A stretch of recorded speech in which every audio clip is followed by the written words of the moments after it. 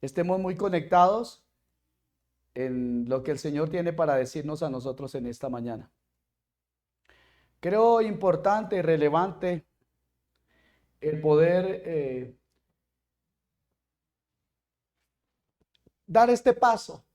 ¿Y saben algo? Es maravilloso darnos cuenta que aunque a veces tengamos dificultades y circunstancias tal vez contrarias a lo que es nuestro deseo, debido a que tenemos un enemigo. ¿Cuántos saben que no está contento el enemigo hoy? Pero Dios, que es perfecto, Dios que hace bien todas las cosas, permite que en nosotros haya revelación y en nosotros sucedan cosas para que su propósito se cumpla aunque nosotros no queramos. Amén. Quiero decirles que no estaba planeado estar este domingo aquí con ustedes. Lo habíamos planeado en otro lugar. Y desde ya quiero pedirles en el nombre de Jesús sus oraciones por todo lo que Casa de Oración Norte y en compañía de Casa de Oración Sur, que como decía el hermano ahora es centro, pero Dios hace como quede, tranquilo. Tal vez está abriendo el espacio del Señor para otra casa de oración bien al sur. No sabemos, Dios sabe. Les decía, no estaba planeado, pero sí sabemos que Dios puede hacer las cosas que nosotros incluso no queremos. Pero lo bueno con todo eso es que Él las hace mejor que nosotros. ¿Cuántos saben esto? Y es por eso que hoy estamos aquí y damos la gloria al Señor por este motivo de estar aquí. Que ruego que ustedes tengan en oración a Casa de Oración Norte, porque de veras que en este último tiempo hemos sentido muchísima, pero muchísima oposición. Y digamos todo gloria a Dios, porque eso nos muestra que el enemigo está enojadito. Que se muerda la cola, ¿cierto? Gloria a Dios, estamos nosotros para gozarnos hoy en el Señor. Yo quisiera que hablamos por un momento, en un momento nuestras Biblias, en Mateo 17, para dar un poco del encabezado de lo que la palabra del Señor tiene para nosotros hoy. Amén. Hay una frase fundamental en ese versículo. ¿Cuántos lo quieren leer ahí todos juntos? Lo hacemos todos juntos en alma. Está apareciendo también aquí, ¿cierto? ¿No? Ah, ¿no saben? No, así no vale. Yo lo hice para ver si tenían revelaciones. Mateo 4:17.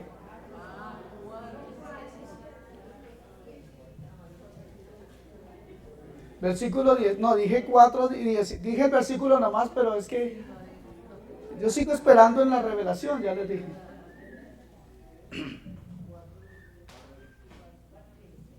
¿Lo leemos juntos? Ahora sí está apareciendo aquí. ¿Qué dice? Comenzamos a la voz de 3. 1, 2, 3.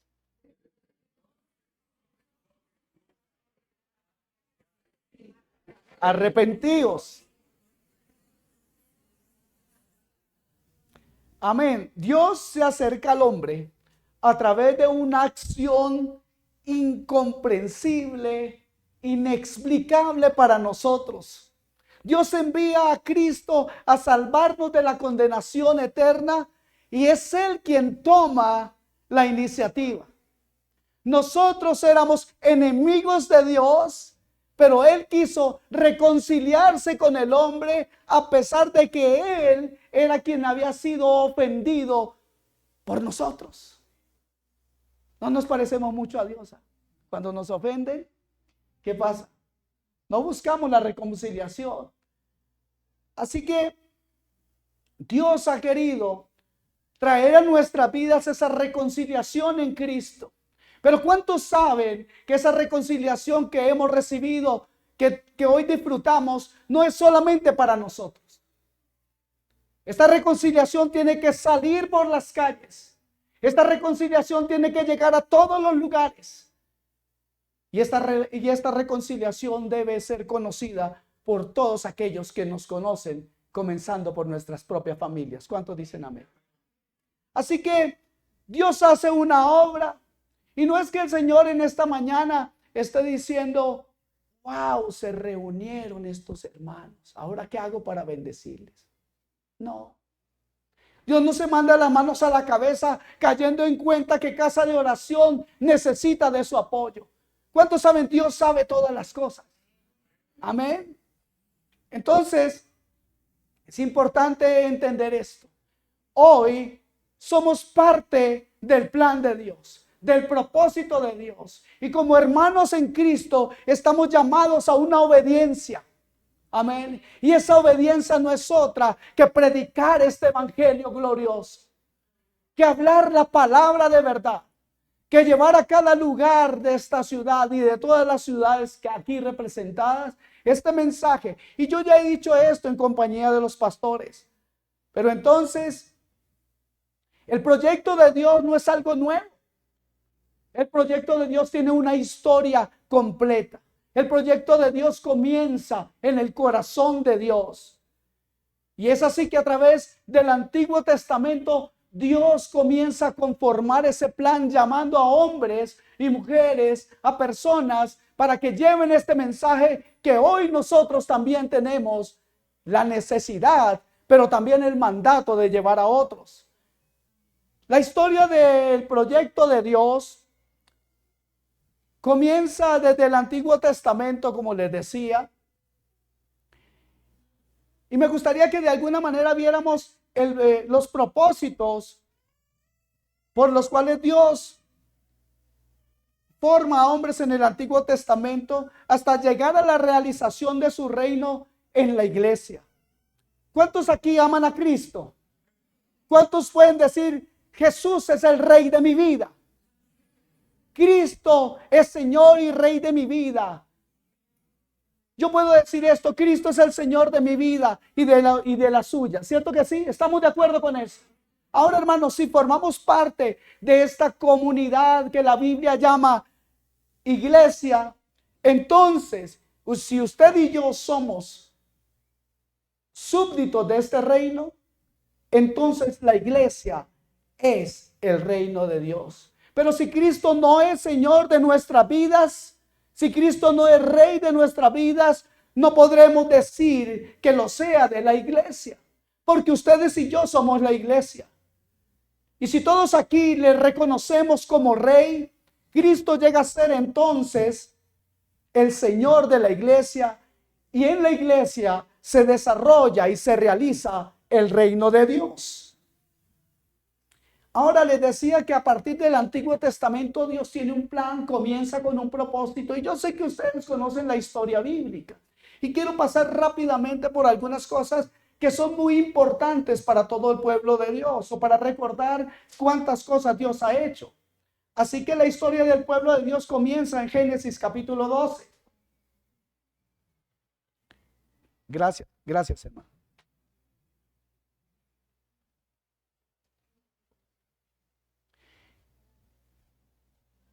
Y tal vez no sea necesario por cuestiones de tiempo que vayamos a cada versículo, aunque pues la verdad no acostumbro a hacer esto. Creo que yo sé que tienen calor, yo ya lo estoy sintiendo aquí. ¿Ustedes también? Bueno, pero ¿cuánto hace que no van al sauna? Aprovechamos hoy. Gloria a Dios. Entonces, la historia del pueblo de Dios comienza en Génesis capítulo 12. Y Dios llama a un hombre que se llama Abraham, a quien más tarde cambia el nombre por el nombre de Abraham. Y este hombre está en la zona de Ur de los Caldeos. Y Dios le ordena a este hombre: vete de tu tierra y de tu parentela y de la casa de tu padre a la tierra que te mostraré. ¿Ustedes se imaginan que Dios les dijera eso hoy? Coja la maleta que yo le digo, ¿para dónde va, mi hijo? ¿Cuánto lo haría? Abraham entonces queda confrontado por una disyuntiva, la disyuntiva del reino de Dios. Y es así como en una similitud vemos como Cristo le dice a Pedro, Andrés, venid en pos de mí. Asimismo, Dios le dice a Abraham, deja tu tierra y tu parentela. Y hay algo importante, Abraham sale de ese lugar. Es el primero este hombre en escuchar el llamado del discipulado de Dios. Deja todo y se va sin saber a dónde. Dios bendice a Abraham y le dice luego en Génesis 12, versículos 2 y 13, he estado hablando. Le hace una promesa, le dice, haré de ti una nación grande y te bendeciré.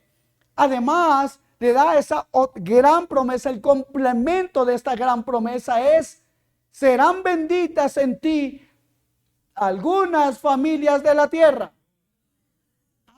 Entonces eso significa que usted y yo, familias, descendemos de esta bendición.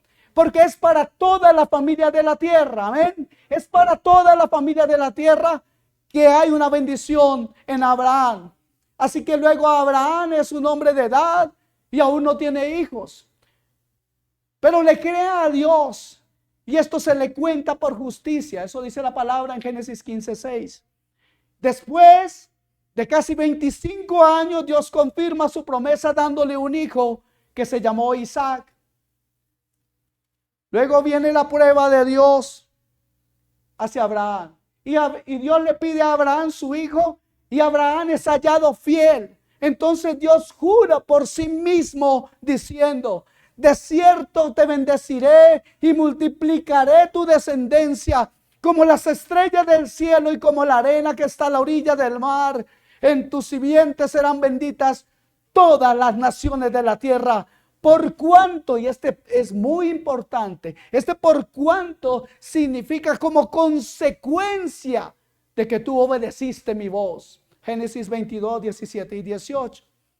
Digamos que esa es la primera vez que Dios jura en cuanto a la descendencia de un hombre. En el juramento que hace Dios está implícita su inmutabilidad. Eso significa Dios no cambia. Amén. Entonces usted y yo podemos caminar tranquilos, caminar alegres, caminar seguros, porque tenemos un Dios que no cambia. Él lo amó a usted ayer y lo ama hoy de la misma manera. Su amor nunca desciende. Él no es como un hombre cualquiera que se resiente y se pone triste porque de pronto alguien no le saludó.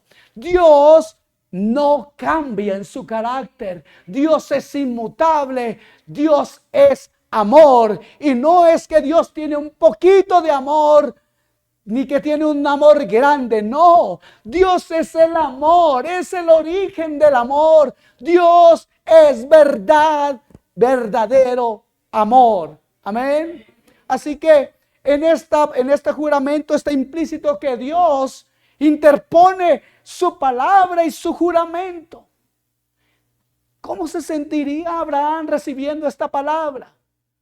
Pero la pregunta es, ¿cómo se siente usted hoy sabiendo que tiene al frente quien le guía? Y quien le guía es un Dios inmutable que no cambia. Amén. Entonces, el juramento es doble. Primero, multiplicaré tu descendencia. Y segundo, en tu simiente serán benditas todas las naciones de la tierra. Dios jura que va a formar un pueblo para sí de la descendencia de Abraham. Y ya dijimos que descendemos de él por la fe. Amén. Entonces, más adelante, Isaac tiene dos hijos, Esaú y Jacob. Isaac recibe la bendición dada por Dios a su padre y la transmite a su hijo Jacob.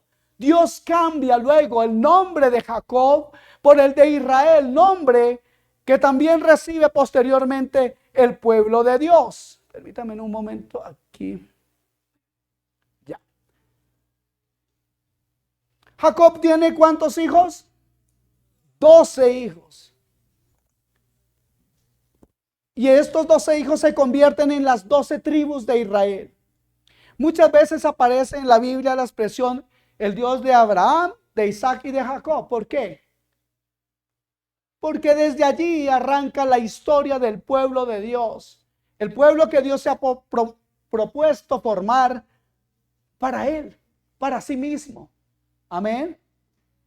Mientras Jacob vive con sus hijos en Canaán, llegan días de hambre en la tierra y estos descienden a Egipto en busca de alimentos y se establecen allí y pasan alrededor de 400 años. Al cabo de este tiempo se comienza a ver el cumplimiento que Dios le había hecho a Abraham y era de la promesa que Dios le había hecho a Abraham, y es: de tu descendencia haré una gran nación. ¿Por qué digo esto? Porque alrededor de 70 personas fueron las que llegaron a Egipto, y después de los 400 años, ¿sabe cuántos eran? Aproximadamente 2 millones de personas. ¿Cuántos somos hoy aquí, hermano? Como 70, ¿cierto? Por ahí estamos. Gloria a Dios. Ok, somos mucho más. Entonces son 2 millones de personas, pero ¿en qué condiciones? Eran condiciones muy lamentables, ya que el pueblo de Dios vive una vida sojuzgada, oprimida, dentro de los límites de otra nación, sirviendo a Faraón. En esas circunstancias, Dios decide intervenir. Dios escucha el clamor de su pueblo. Dios está atento al llanto de su pueblo. Dios está atento a la oración de su pueblo. Dios intervino en ese tiempo. ¿Y cuántos saben que el Dios fiel a su pueblo va a intervenir en este mismo tiempo? Ustedes y yo somos llamados de parte de Dios para que ocurra una vez más un levantamiento de su palabra preciosa, para hacer salir de lugares oprimidos. Ayer, cuando estuvimos en los bautismos, me decía el hermano, el pastor Jesús me decía: está lindo este lugar, pero ya antes le había dicho yo: hermano, seguramente Dios nos va a llevar a mejores cosas. Tenemos que caminar, tenemos que esperar, pero amados hermanos, tenemos que predicar a Cristo. Así que Dios decide intervenir. Dios no puede tolerar que su pueblo continúe así por más tiempo, sirviendo a otro rey. Nosotros tenemos, gracias a Dios, esa diferencia muy clara. Tenemos un rey y se llama Jesucristo, el cual es el protagonista de esta historia. No es ningún hombre, no es ninguna denominación, no es ningún pastor en especial. Es Jesucristo, el rey, y debe ser el rey de cada uno de nuestros corazones. Gloria a Dios. Dios levanta entonces, después de todo eso, Dios levanta a un hombre llamado Moisés, a través de que hace con él, o lo usa para realizar milagros, señales y prodigios, y así libra a su pueblo de la esclavitud de Egipto. Dios abre el mar Rojo ante su pueblo para darle paso al desierto, y allí le da instrucciones y le insta al pueblo a construir su tabernáculo. Yo no sé si usted puede ver el paralelo con el pueblo de Dios hoy, pero Dios nos está llamando a construirle a Él el mejor templo. No estoy hablando de lugares. Estoy hablando de ese lugar en el cual nosotros derramamos nuestro corazón como individuos en particular, pero también como una iglesia unida en Cristo, unida en el Espíritu, con un mismo sentir, con un mismo clamor, con un mismo deseo, con un mismo amor. Cristo primero que todos. Así que pasa la construcción de este tabernáculo, y Dios les permite a ese pueblo, le da una promesa a este pueblo de entrar a poseer la tierra de Canaán. Sin embargo, y aquí también es importante tener en cuenta algo: por la dureza de sus corazones y por su incredulidad, vagan 40 años en el desierto, y esa generación no hereda la tierra prometida. Después de la muerte de Moisés, Josué se convierte en el sucesor de Moisés justamente. Es el instrumento elegido por Dios para conducir al pueblo de Israel, la nueva generación, hacia la tierra prometida. Los 5 primeros libros de la Biblia trazan la historia del pueblo de Israel, desde Abraham, como vimos, hasta la llegada a las puertas de Canaán. Luego sigue el libro de Josué, sucesor de Moisés. Allí se relata la entrada a Canaán y la liberación de las naciones que habitan la tierra prometida y que Dios da al pueblo por mano de Josué. Sin embargo, cuando Josué muere, pues Dios levanta a otro. Dios levanta a un hombre llamado Otoniel y después de él a 14 jueces más. Así suceden todos y muchos acontecimientos. El libro de Josué, como ustedes saben, sigue después del de Jueces. En él aparece narrada la historia de Israel desde Josué hasta el penúltimo juez, que fue Sansón. Durante la época de los jueces se advierte en la vida de Israel una marcada y progresiva decadencia espiritual, moral y política. Al final de este periodo, la nación está hundida en una situación realmente calamitosa. Sansón, el penúltimo juez, muere. Y va a venir en la historia bíblica un personaje muy importante, se llama Samuel. Aún Samuel no aparece en la escena, pero el pueblo de Dios desciende cada vez más en su nivel espiritual y por tanto en todos los niveles. Jueces 17:6, me gustaría que vayan ahí un momento.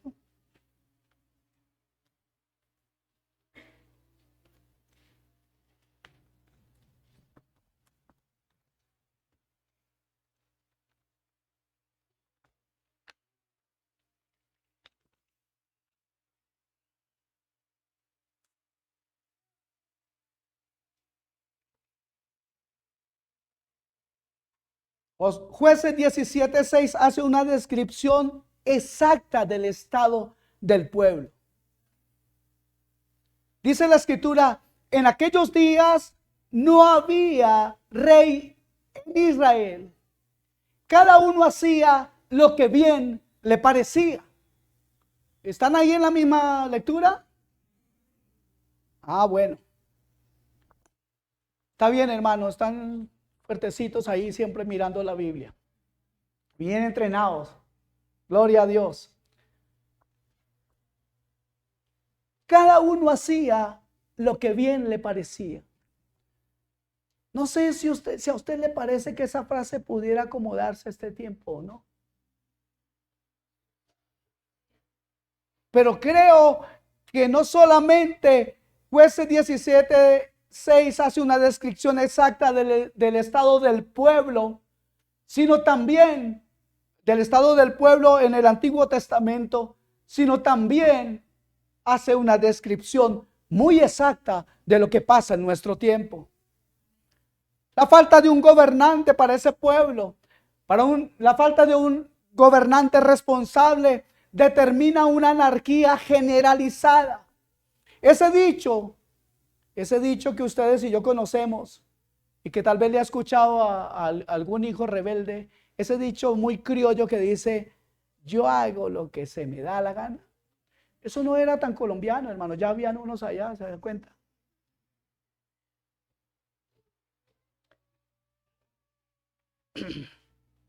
Quiero decirles, hoy en día hay un pueblo que tiene ese mismo sentir. Quiere hacer lo que le da la gana. ¿Y sabe qué es lo peor de todo esto? Que lastimosamente en muchas de estas personas que contamos diciendo o repitiendo este dicho, las encontramos en medio del pueblo de Dios. Pero no sería tan malo, que ya es malo, que eso sucediera en el pueblo de Dios entre las ovejas. El problema es que los púlpitos están llenos de hombres diciendo, no importa lo que diga la Biblia, pero yo digo. Es triste y lamentable ver la condición de los púlpitos. Me voy a referir a esta ciudad, porque seguramente que es aquí en Bogotá nomás, allá, por allá en San Gil no hay, ¿cierto? Allá no hay de eso, ¿cierto? Tampoco en Montería, ¿cierto? ¿Y qué dice nuestro hermano Samuel? Tampoco por allá. Bueno, gloria a Dios que solamente acá. Hay un pueblo rebelde, hermanos. Pero déjeme decirle que, volviendo al libro de los jueces, cuando leemos los últimos capítulos de ese libro, descubrimos muchas cosas horrendas que se dan en medio del pueblo de Israel, porque cada uno hace lo que le viene en gana. En esto consiste precisamente la raíz del pecado. Notemos la forma en que comienzan casi todos los capítulos finales de Jueces. En Jueces 18:1 dice, en aquellos días no había rey en Israel. En Jueces 19:1 dice, en aquellos días cuando no había rey en Israel. Y notemos cómo termina el libro en 21:25 diciendo, en estos días no había rey en Israel, cada uno hacía lo que bien le parecía. Ahora, qué conclusión tan triste para un libro. ¿Qué escritor escribe eso? Pero damos gloria a Dios. Damos gloria a Dios que la palabra de Dios es verdad. Y si hay algo maravilloso es que Dios no esconde los pecados de su propio pueblo. Al contrario, Él los quiere resaltar con un propósito: que los hombres aprendamos a ser corregidos a través del ejemplo de lo que pasó con el pueblo antiguo cuando Dios puso su mano sobre ellos. Dios nos permite ver todo lo que ha pasado para describir la condición actual del mundo. No deberíamos usar la misma frase. Señor, parece que no hubiera rey. Y muchos de nosotros en nuestras oraciones y muchos de nosotros en nuestro clamor a veces preguntamos, oh Dios mío, ¿qué será de mi familia? Oh Dios mío, ¿qué será de esta sociedad? Oh Dios mío, ¿qué he de hacer yo que pienso en mis hijos? Porque parece que no hay autoridad en ninguna parte. Y ciertamente afuera en el mundo no la hay. Pero ustedes y yo como iglesia del Señor necesitamos adaptarnos, recibir y someternos a la autoridad del cielo. Esa es la diferencia entre nosotros y el mundo. Ustedes y yo debemos aceptar el mandato de Dios y no solamente de oídas, sino ser algunos que obran conforme lo que escuchan. Amén. No había rey en Israel. Ahora, es interesante que la escritura diga eso porque hasta ese momento no se conoció ningún rey en Israel. Ahora, amados hermanos, Dios tiene un propósito y les he dicho esto desde el principio.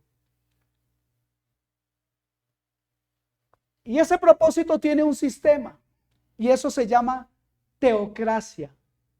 La palabra teocracia viene de la unión de dos palabras griegas, que es teos, que significa Dios, y kratos, que significa dominio, es decir, el gobierno o dominio de Dios.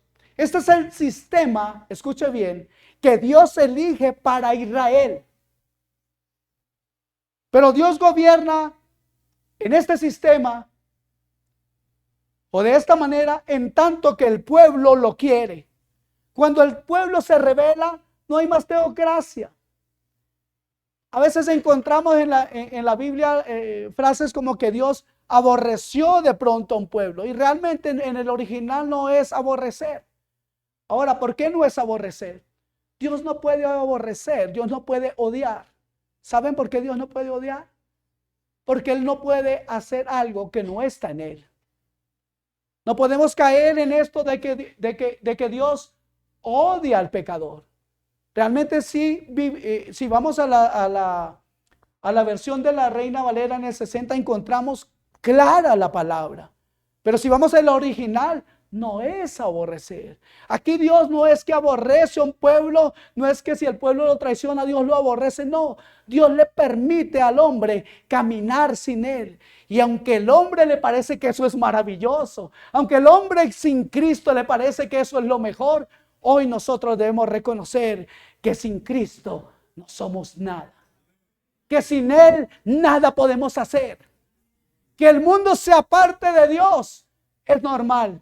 Pero ustedes y yo no somos de los que volvemos atrás, sino de los que queremos caminar para ver la gloria de Dios. ¿Cuántos dicen amén? Así que gloria al Señor. Por fin aparece entonces, aunque no había rey en Israel y vivía en una completa anarquía, surge luego el último de los jueces, que era Samuel. Y entonces la voz profética comienza a oírse una vez más por su intermedio, a causa de que él empieza a oír la voz de Dios. Samuel, Samuel. Pregunta Samuel, ¿quién me llama?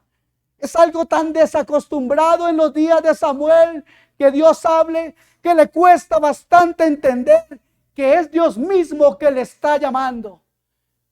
Amados hermanos, la necesidad que tenemos hoy de escuchar la guianza de Dios es tan o más imperiosa que en los tiempos de Samuel. Hoy es más necesaria que nunca la voz de Dios para la iglesia. Hoy más que nunca necesitamos escuchar la voz de Dios. Hoy necesitamos que Dios levante hombres y mujeres con voz profética. Hoy necesitamos, en el nombre de Jesús, debemos clamar de que Dios levante. Y yo espero realmente que de todos ustedes Dios levante siervos para su gloria. Pero hay que rendirse a este Dios. Hay que ser obedientes como Abraham. Hay que hacer la voluntad de Dios. Ahora, Samuel no solamente se convierte en juez, sino que también es el profeta de Dios. Él quiere retornar a la teocracia y comienza a orientar al pueblo diciendo, así dice Jehová. Y les ayudaba en las batallas y les decía cuándo salir o cuándo no salir. Y Samuel procura que Israel viva otra vez bajo el reino de Dios, y ciertamente durante cierto tiempo lo logra. Oh, que nosotros pudiéramos lograrlo, hermanos. Aunque no lleguemos a toda la ciudad, que pudiéramos lograrlo, comenzando por nuestros familiares inconversos, comenzando por nuestro vecino, nuestro compañero de trabajo, comenzando por amigos, que pudiéramos llegar a que la gente conozca a este Dios todopoderoso y amoroso. Ahora, el pueblo desecha a Dios porque después de algunos años Israel quiere librarse nuevamente de la teocracia, del gobierno de Dios. Y fíjese esto, por favor vayamos rápidamente ahí a 1 Samuel 8:4.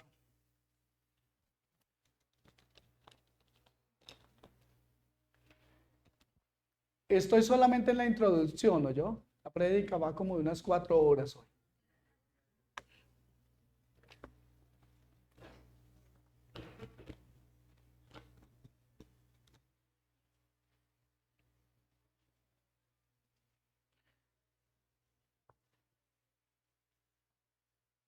¿Lo leemos? ¿Qué dice la palabra? A ver, 1, 2, 3.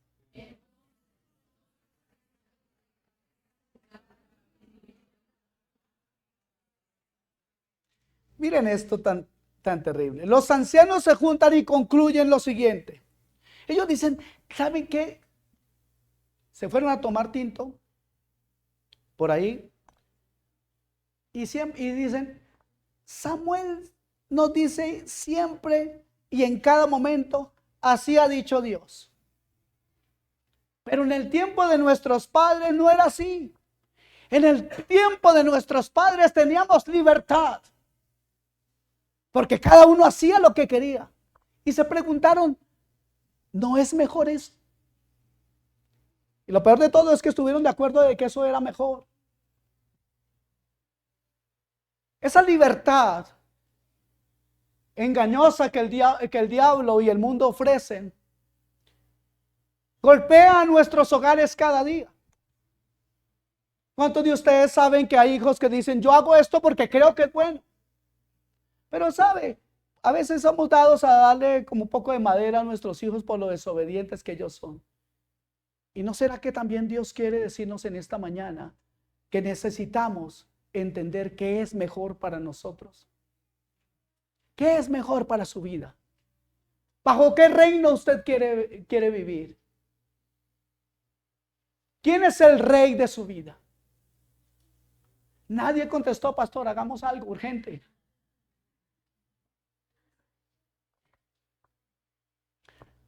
Entonces estos ancianos están ahí y dicen, ¿hasta cuándo vamos a soportar ese sistema de cosas? Que Dios dijo esto, que Dios dijo aquello. ¿Por qué no le sugerimos a Samuel un cambio? Y se ponen de acuerdo, van a Ramá y llaman a Samuel. Y uno toma la palabra y le dice, oh hermano, yo lo amo mucho. Honorable Samuel y respetable profeta Samuel. Y hacen, nosotros los ancianos del pueblo de Israel, reunidos en común acuerdo, queremos expresarte nuestro reconocimiento por los servicios prestados hasta aquí. Y dada tu avanzada edad, hemos acordado concederte el cese de funciones. Samuel, se le acabó el tiempo porque nosotros así lo decidimos. Estamos muy agradecidos con usted, Samuel, por todo lo que ha hecho. Pero antes de que te retires, Samuel, queremos pedirte hacerte una última solicitud. Y Samuel, como sorprendido, aguarda lo que le van a decir. Y le dicen lo siguiente, 1 Samuel 8:5. He aquí, tú has envejecido y tus hijos no andan en tus caminos. Punto y coma, paremos por favor un momento ahí. Eran duras palabras para Samuel. Pero ¿sabe algo muy interesante? Aquí estos hombres mencionan el estado espiritual de los hijos de Samuel, como si Samuel tuviera la culpa de que los hijos no fueran fieles a Dios, que no fueran obedientes a Dios. Y la pregunta es, ¿tenía Samuel comunión con Dios? ¿Ustedes qué creen? ¿Cierto que sí? ¿Fue suficiente que Samuel tuviera comunión con Dios para que sus hijos caminaran correctamente? Si Samuel tenía comunión con Dios, ¿descuidó Dios a los hijos de Samuel? En ningún momento.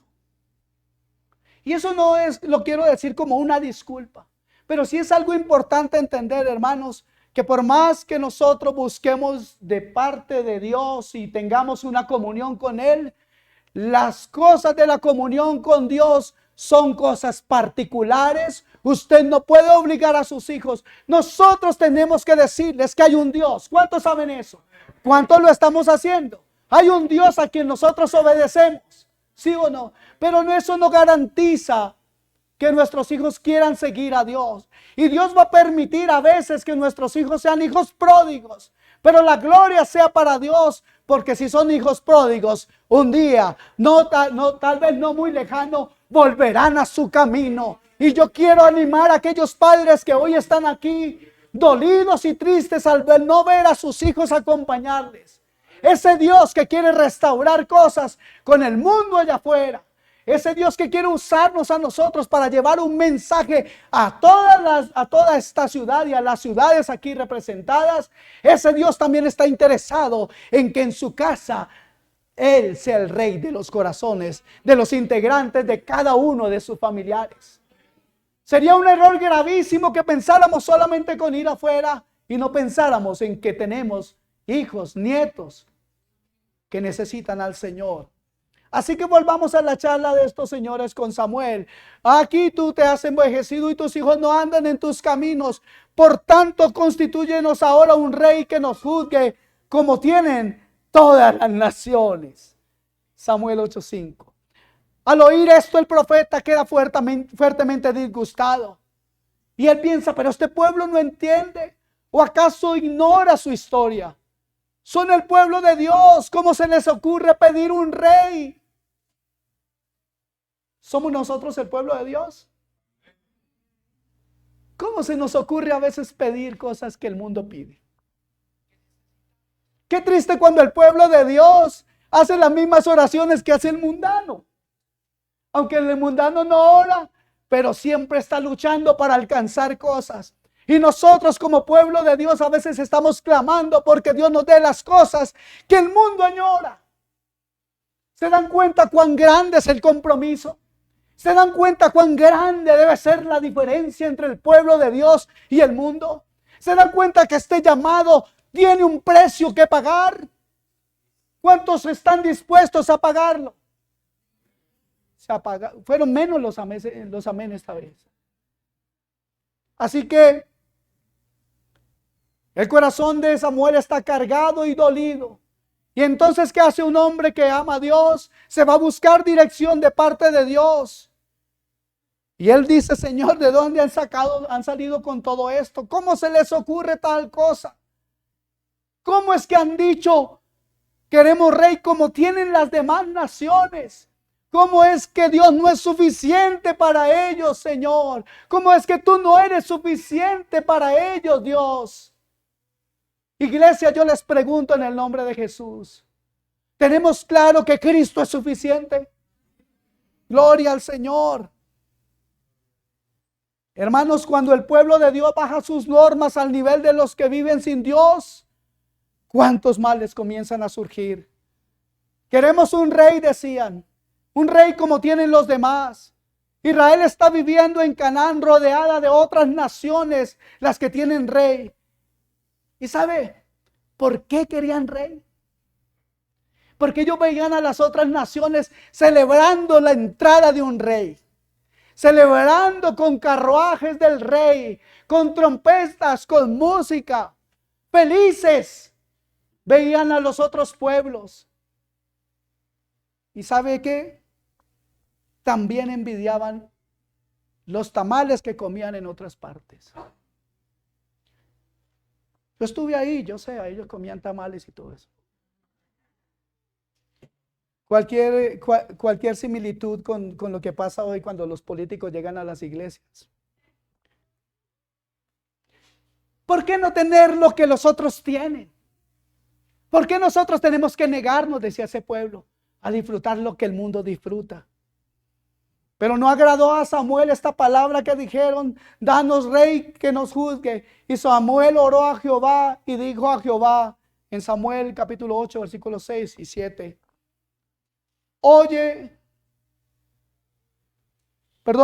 Es aquí Jehová quien dice a Samuel. El Señor habla a Samuel y le dice, oye la voz del pueblo en todo lo que te diga. Porque no te han desechado a ti, sino a mí me han desechado.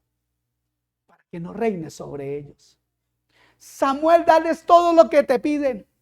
Porque me han desechado a mí. Han dicho en otras palabras, no queremos este reino sobre nosotros. Pidieron un rey humano. ¿Y sabe qué estaban haciendo? Disfrazando sus reales intenciones. Solo querían esconder. No querían ni siquiera someterse a ese rey. Lo que querían era disfrutar de lo que el rey quería hacer. Ellos querían convencer a Dios de que era mejor vivir sin él. Que ceguera y que locura. Así es que Dios levanta a un rey conforme al corazón de su pueblo. Y en ese momento se levanta aquel hombre que ustedes y yo conocemos como alguien contumaz. Un rey conforme al corazón de su pueblo. Levanta a Saúl porque el pueblo así lo quiere.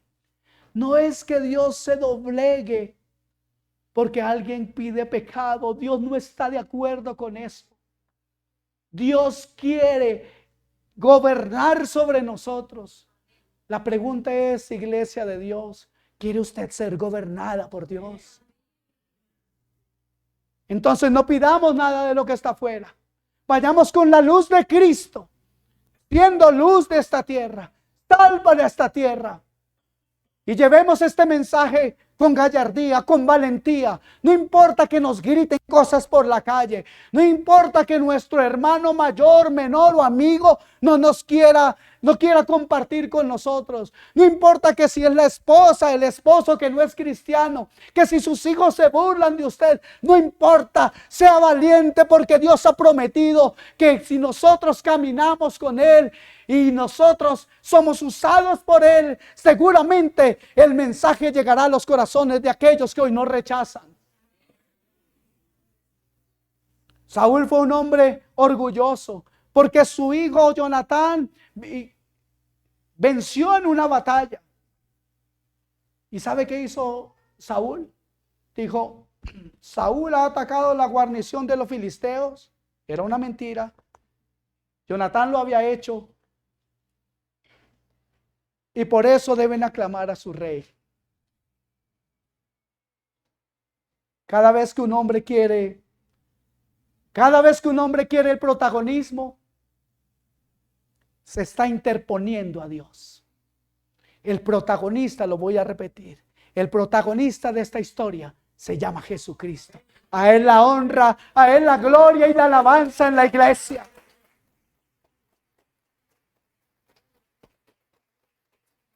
Saúl fue un hombre loco. Locamente hiciste, le dijo el profeta, porque no fue capaz de esperar un tiempo y se interpuso él y quiso hacer lo que Dios no quería que él hiciera, y era hacer un sacrificio a Dios. Locamente has hecho, Saúl, le dijo Samuel. Después Dios le dice: destruye todo lo que hay allá en ese rey, con ese rey todos sus animales y todos sus hombres. Y también conocen ustedes la historia. Saúl no quiso hacer caso. Triste historia la de Saúl, ungido como rey y luego desechado como traidor, como desobediente, como hombre que pone por encima su pensamiento, su orgullo antes que la obediencia a Dios. Este hombre incluso se suicidó clavando una espada en la tierra y tirándose encima de ella por puro orgullo, porque no quería caer en las manos del enemigo. Entonces Dios tiene que levantar a un varón conforme al corazón de Dios. Y mientras aún Saúl vivía, Dios le dice a Samuel: levántate, toma el cuerno y el aceite. Hoy vas a ungir a un varón conforme a mi corazón, y ese será rey de Israel. Yo creo que si Samuel pensaba: si se entera Saúl, ese me mata. Pero Dios es perfecto en sus cosas y guardó siempre al profeta. Entonces, sabemos la historia, cómo Samuel va a la casa de Isaí, y el padre, incluso Isaí mismo, piensa que el rey es su hijo primogénito, el mayor. Pasaron y pasaron todos sus hijos hasta que por fin llegó el profeta a preguntar: ¿no tienes otro hijo?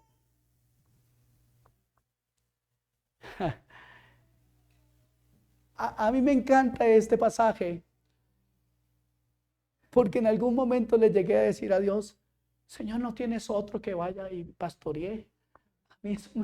A mí me parece eso aterrador. Dios llama a quien quiere. Por eso quiero repetir lo que hace un momento les dije. Dios puede llamar de aquí a cualquiera de ustedes. Tenemos el mismo Dios, ustedes y nosotros, ¿cierto? Ustedes y yo. ¿Cuál es la diferencia entre ustedes y un pastor? Ninguna. Lo único es la responsabilidad que tenemos de trabajar más. Nada más eso. Así que por fin llega a la historia, ¿quién? David. Y David es llamado, y entonces Samuel lo ve. Y aunque David estaba ahí con la onda molestando, dice: no, ven, yo tengo que ungirte. Dios le dice, úngelo, este es el rey. El profeta se pone de pie y toma el cuerno. David se arrodilla delante de él y es ungido como rey de Israel en el nombre de Jehová. Pasa mucho tiempo, hermanos. Pasan varios años antes que David pueda ceñirse la corona real. Pero desde ese mismo instante ya queda ungido como rey. Y esto es muy importante. ¿Y saben por qué, hermanos? Porque tal vez algunos de ustedes están esperando el llamado. Pero Dios ya tiene un plan. Dios ya tiene un plan. Tal vez no es el momento, pero Dios es perfecto en sus tiempos. Tal vez hoy sigues esperando, pero Dios nunca incumplirá su promesa. Si usted y yo estamos en el propósito de Dios, Dios nos va a usar. ¿Cuántos dicen amén? ¿Cuántos desean ser usados por Dios? No estamos aquí para quedarnos encerrados en un local. Estamos aquí para entender que Dios nos está llamando a predicar el evangelio, basados en su santa palabra. Amén. Así es que David es ungido rey y comienza a alabar a Dios. Oh Jehová, Señor nuestro, cuán grande es tu nombre en toda la tierra, decía. Oh Rey, Señor mío, decía David.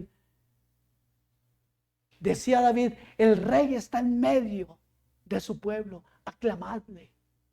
Y Dios está aquí en esta mañana, hermanos. Alabemos a nuestro Dios. Decía en sus salmos, batid palmas, levantad manos, alabadle con danza, bendecid su nombre, cantad con júbilo delante del Rey de toda la tierra. Y Dios jura a David algo, hermanos. Salmo 89, versículos 3 y 4. Y dice la escritura, hice pacto con mi escogido. Juré a David mi siervo diciendo, para siempre confirmaré tu descendencia y edificaré tu trono por todas las generaciones. Levantaré descendencia después de ti, dice 1 Corintios 17, 11 y 12. A uno de entre tus hijos afirmaré su reino y yo confirmaré su trono eternamente. ¿De quién estaba hablando? De Cristo, de nuestro Señor.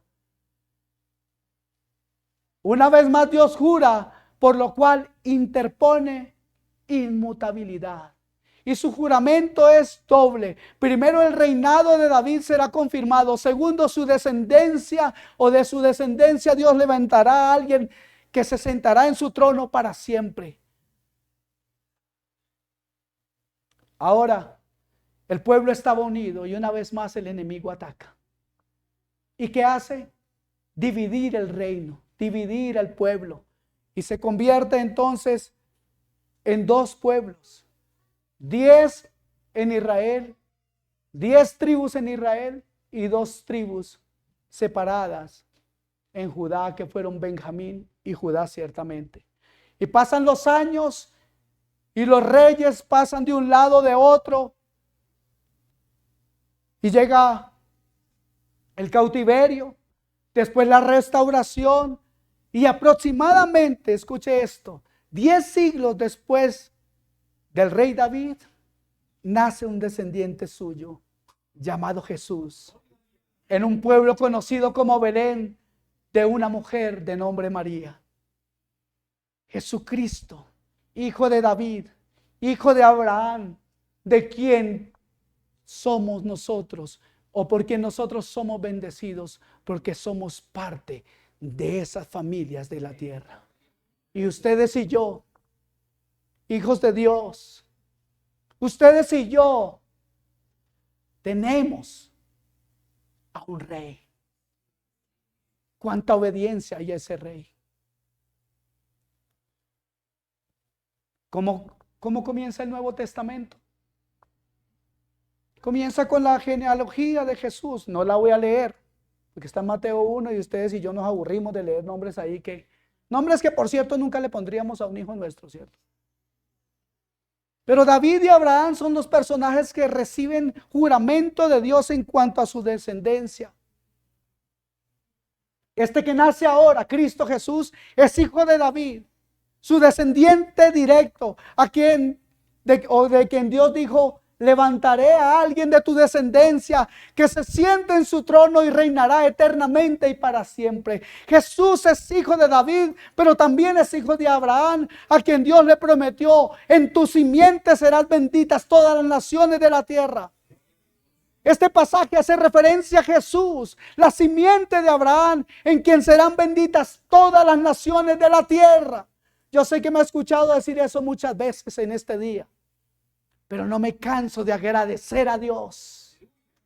No me canso de agradecer a mi Señor por ser una familia bendecida por Él, por haber estado en su proyecto desde antes de la fundación del mundo. Él nace, Cristo nace y los ángeles cantan. Vienen magos de oriente para adorarle. Preguntan: ¿dónde está el rey que ha nacido? Herodes, usado también el mismo diablo, se preocupa y dice: ¿cuál rey? El rey soy yo. El rey soy yo. Hoy, después de más de 2000 años, seguimos escuchando a hombres de diferentes estratos, incluso hombres orgullosos y vanagloriosos, en medio de la miseria y de la pobreza, en medio de una casucha en la cual vive de forma miserable, se levanta, golpea a su mujer y a sus hijos y dice: el rey soy yo. Ese es el orgullo. Desde lo más bajo hasta el político más elevado sigue diciendo: el rey soy yo. Y no quieren competencia en su casa, en su lugar de trabajo, en su gobierno. Pero ustedes y yo tenemos que mostrar realmente quién es el rey. Comenzando porque viva en nuestras casas. El rey se llama Jesucristo. Él es su rey. Mi pregunta es esa: ¿dónde está el rey que ha nacido? Entonces Herodes se turba, tiene temor y quiere matar a Jesús, quiere aniquilarlo. Pero ¿cuántos saben que no puede? Como no puede quitarnos a nosotros si estamos en el propósito de Dios. Jesús, a la edad de 30 años, comienza su ministerio público. Va primero a las ovejas perdidas de Israel. Y el mensaje que predica es: arrepentíos, porque el reino de los cielos se ha acercado. ¿Será ese mensaje solamente para ese pueblo? ¿O también es para nosotros? ¿Pero qué es el arrepentimiento? Pues es un cambio de actitud.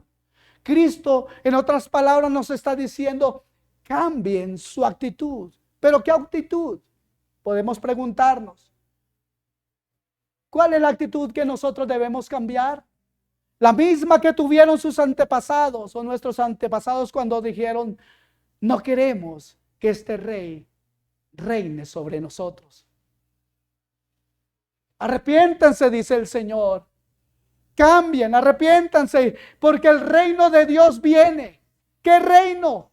El reino de Dios, la teocracia que ninguno ha querido aceptar, pero que ustedes y yo hoy necesariamente debemos adoptar. Porque si no adoptamos la teocracia, el gobierno de Dios, entonces no somos la iglesia, el pueblo de Dios. Y ustedes han dicho en esta mañana que tienen un rey que se llama Jesucristo. Ustedes han dicho: sí, Él es mi Señor, Él es mi rey. ¿Lo han dicho, sí o no? ¿Los obligué yo? Algunos creen que sí los obligué porque no contestaron. Notemos que cuando el hombre quiere por rey a otro hombre, Dios se lo concede. ¿Se dieron cuenta que Dios les concedió otro rey? ¿Qué rey usted quiere? ¿Cuántos quieren a Jesús como el rey? Así que Dios comienza con un hombre hasta llegar a Jesús, hijo de David, pero esencialmente hijo de Dios. Su propósito final es el de establecerse en el trono. Y esto Dios lo logrará a través de su Hijo amado. La teocracia es el sistema de gobierno elegido por Dios para regir a los hombres. Amados hermanos, aunque el mundo se oponga, la teocracia triunfará. La teocracia reinará. Así que Jesús anuncia el reino de Dios. Israel como nación lo rechaza. Mantiene su actitud rebelde. Su expresión como pueblo es: no queremos que este rey reine sobre nosotros. ¿Y cómo lo hicieron? ¿Qué dijeron? Crucificadle, crucificadle. Incluso un terrible hombre, un mundano, les pregunta: ¿a vuestro rey he de crucificar? ¿Y qué contestaron? Crucificadle. Esta es la respuesta de Israel con respecto a Jesucristo. Lo crucifica, lo desecha, lo desprecia, no acepta su reinado. Mateo capítulo 11.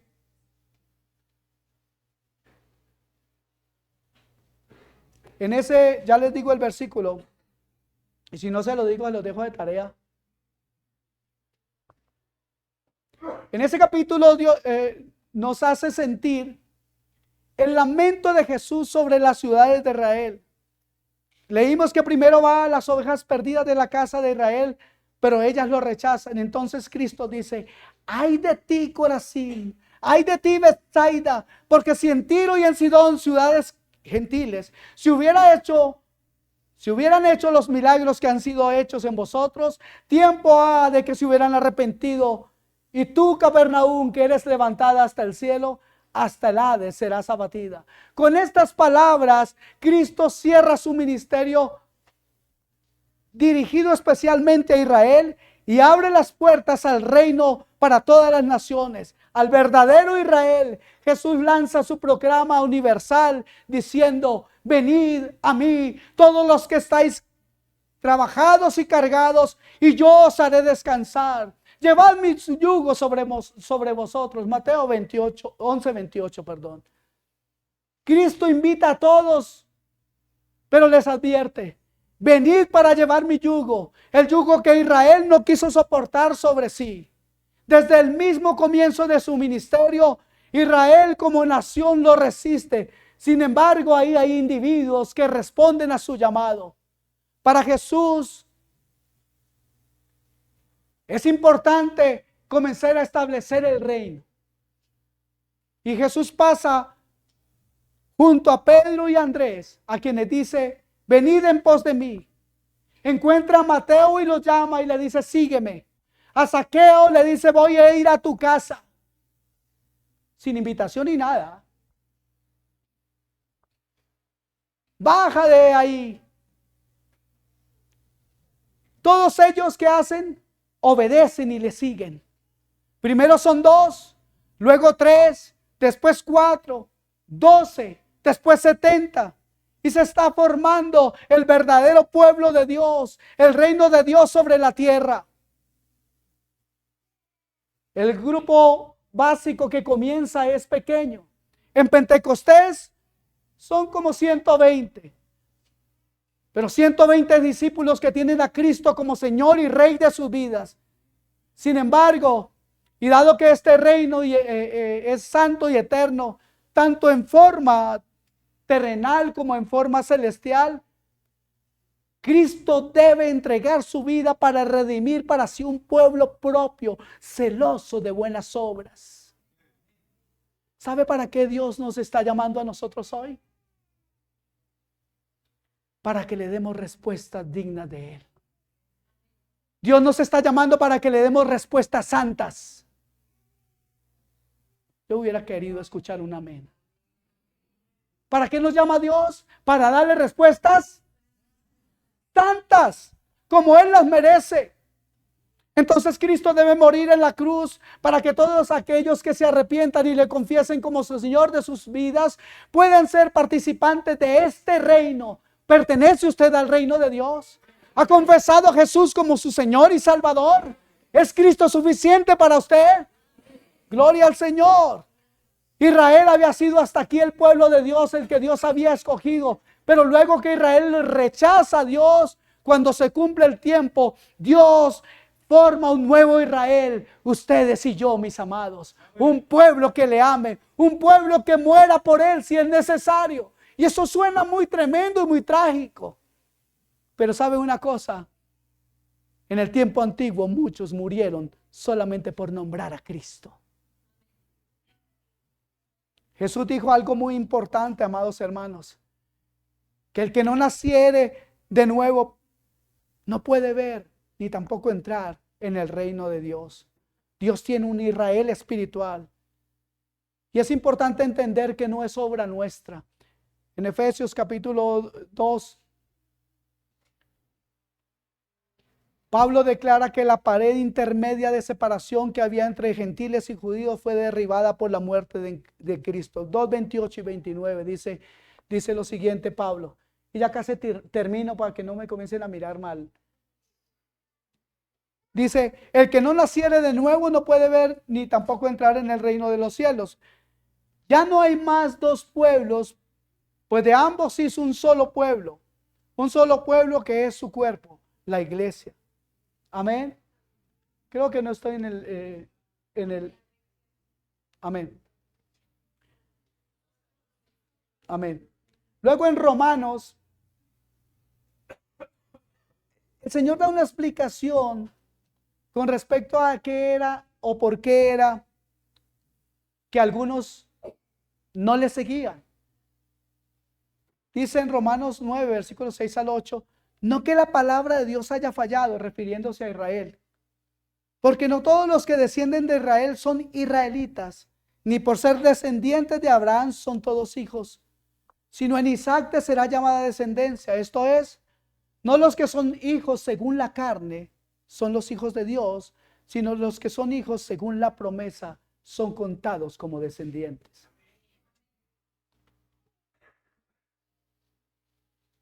¿De dónde vienen ustedes y yo? ¿O de dónde venimos todos nosotros?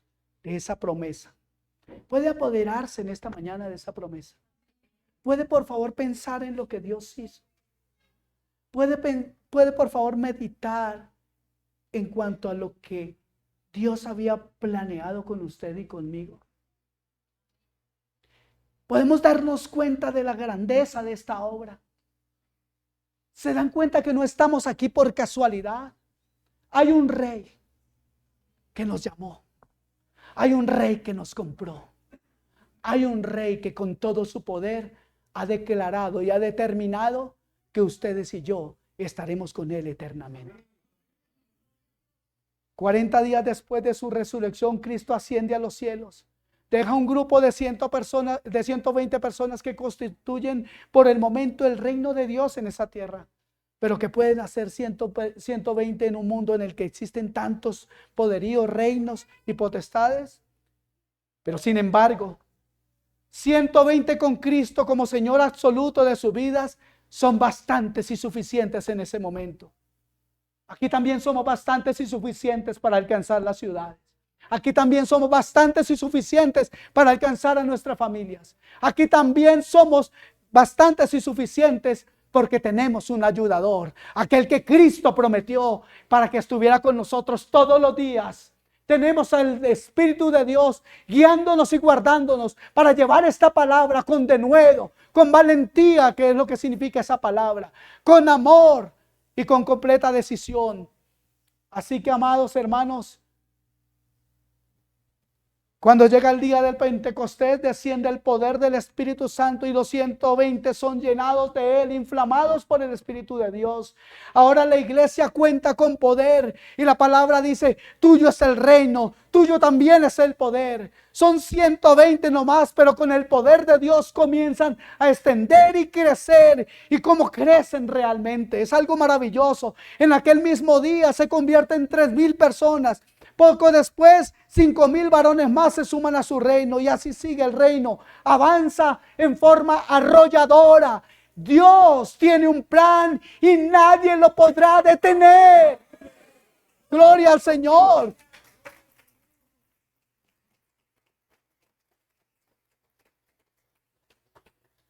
Como yo hoy estoy predicando para más de una iglesia, entonces he consumido como 5 sermones. Estoy en la introducción. La palabra de Dios comienza a penetrar porque Él, aquel que es merecedor de toda gloria y de toda honra, también es poderoso. ¿Y saben por qué?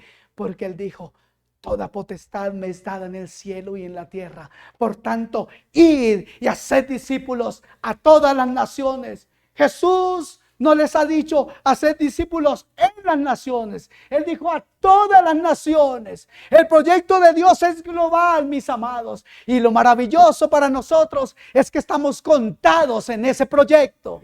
Gloria al Señor. Ellos saben y van a ser discípulos, no a unos pocos en cada nación, sino a las naciones enteras. Y lo hacen, y lo logran, y cambian la historia del mundo. Naciones enteras llegan a los pies de Cristo. Creen que Jesús tiene toda potestad, que es el Señor. Y ustedes y yo, les repito una vez más, hemos sido llamados por ese mismo Rey y por ese Señor todopoderoso. ¿Cuántos se sienten animados a servir a ese Rey? Oh, gloria a Dios. ¿Quién podrá detener a ese pueblo que se levanta en Cristo? Nadie. De esta convicción surge la dinámica expansión de la iglesia primitiva. De allí ese poder de crecimiento, esa fuerza, ese avance, ese ímpetu que los lleva a los discípulos a nuevas ciudades y nuevas naciones.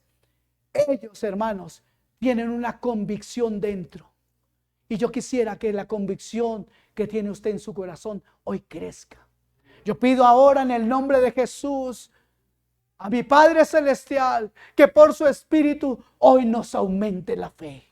Nos aumente la fe para creer que todo lo que Dios ha hecho desde el Antiguo Testamento, pasando por todo el tiempo de Cristo, y a través de la persecución de la iglesia, a través de los sacrificios de todos aquellos que han muerto en el circo romano, en la arena romana, aquellos miles encontrados en las catatumbas, aquellos atravesados por lanzas, aquellos quemados en las hogueras, aquellos sacrificados de forma horrible, que todo eso no sea en vano para su corazón hoy. Que usted tenga en cuenta quién es en Cristo y cuánto ha costado usted a Dios. Le ha costado la sangre de Cristo, la sangre de su Hijo amado, aquel que nunca pecó, pero que por nosotros cargó todo ese pecado. Esta es la verdad del Evangelio. Este es el llamado que la iglesia hoy debe escuchar. Como entendíamos que Dios habla a Samuel. Si parece que Dios no estuviera hablando. En este tiempo hay escasez de la palabra una vez más. Es mucho lo que se dice por las calles y por los locales. Porque no me atrevo a llamarles de otra manera. Quiero decirles que el mensaje del Evangelio hoy debe tomar vida para usted en su corazón. Gloria a Dios. Amados hermanos, de verdad, ahora sí ya termino.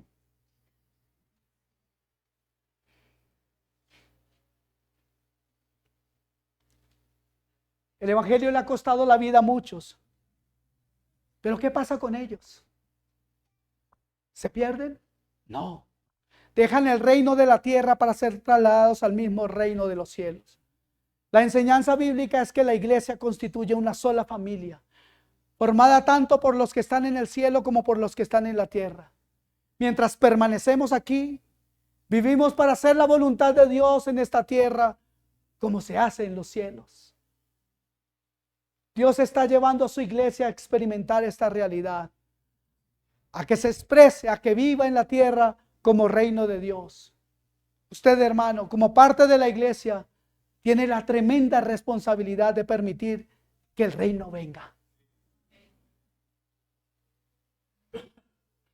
Que el reino venga a su vida.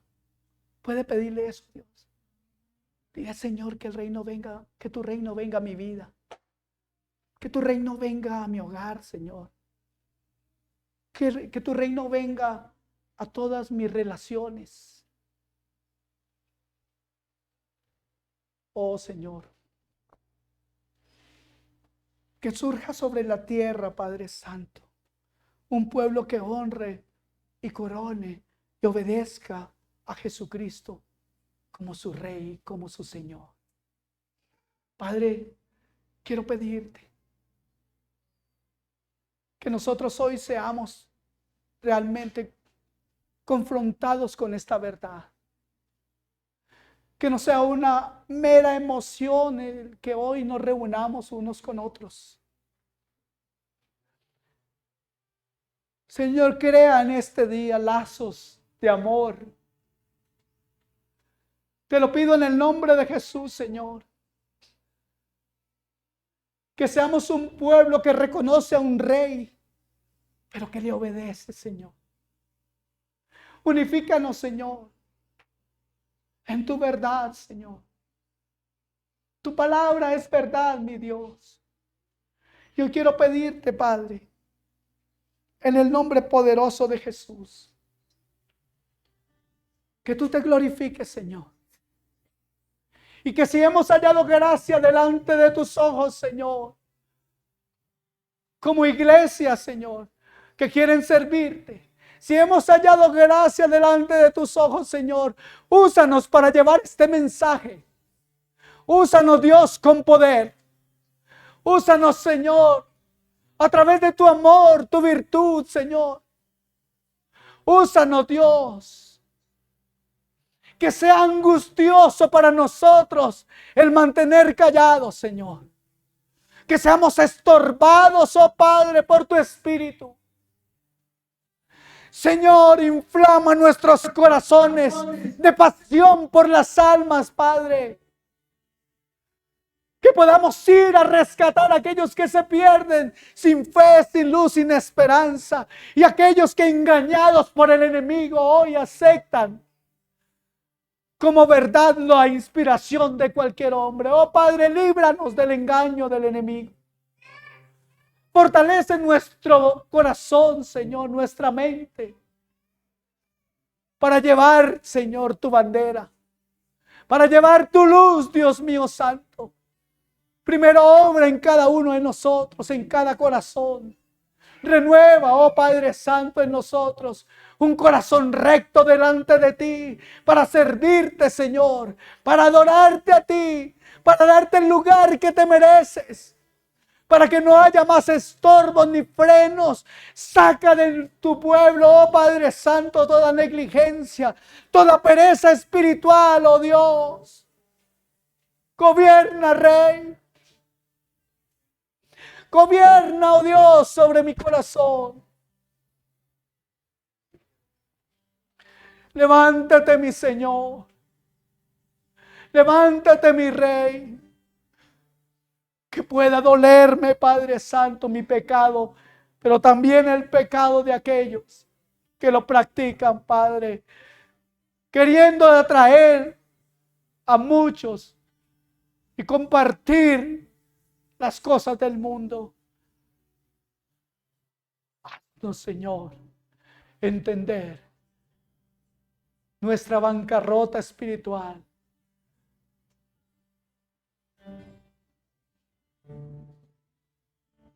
Sin este Rey, amados en Cristo, sin este Rey, nada podremos hacer. Gracias, Señor, por esta palabra. Gobierna sobre los corazones. Te siento, Señor,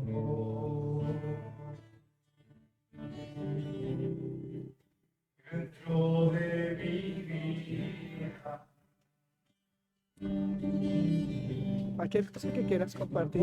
Puedo dejar de sentirte Cualquier otra cosa que quieras compartir.